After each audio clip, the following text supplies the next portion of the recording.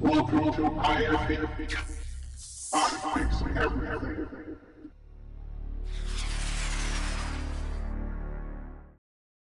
Today's project is to dress up a 2024 Ford Expedition Max with a complete set of WeatherTech mud flaps. As you can see from the package, these are a no-drill installation. I chose the back to begin the installation. WeatherTech are made in the USA and I believe are the factory installed option. I ordered them directly from WeatherTech. To begin the installation, the 4 plastic clips must be removed.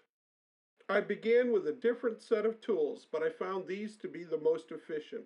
I began removing the clips with a 5-in-1 painter's tool inserted into the small gap. This allowed me to spread the clip open slightly so I could insert an automotive trim tool. Lift the center pin approximately 1/4 of an inch to release the locking feature. Slide your choice of release tool beneath the shoulder of the base and pop it free. I switched to a set of diagonal trim pliers to release the clips. Remove the 4 lower clips as shown here. Here's a close-up of the clips showing how the center pin expands the anchor. Lift the fender liner and insert the nut plates over the holes with the flat side facing forward.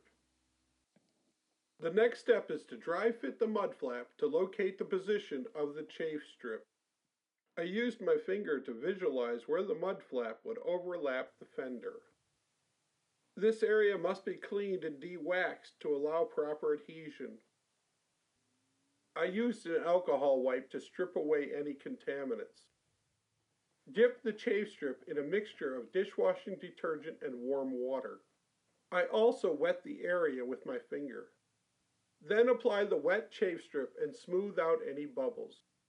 The chafe strip must dry before installing the mud flap, so I installed both chafe strips and began removing the clips on the opposite side.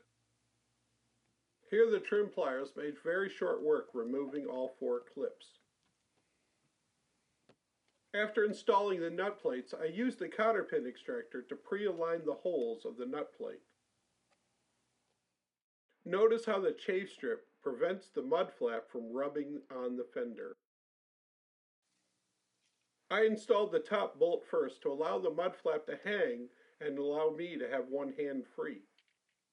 Do not tighten any of the bolts until all 4 are installed.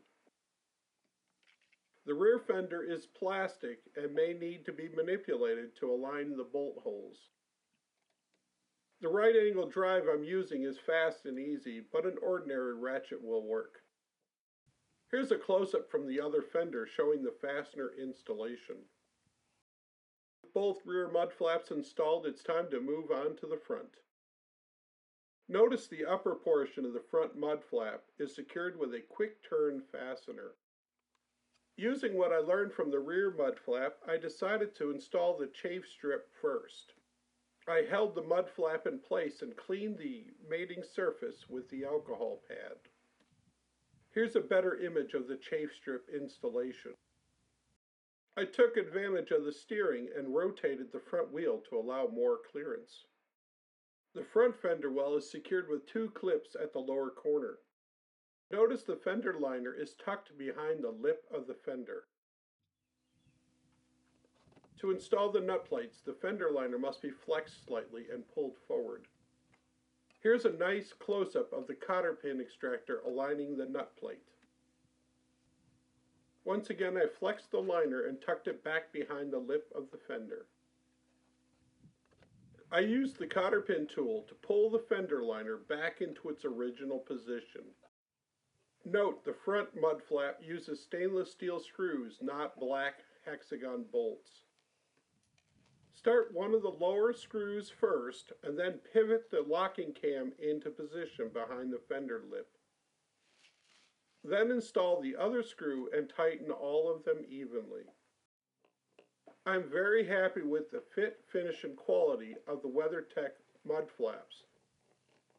They have really improved the look of the truck and I would buy them again.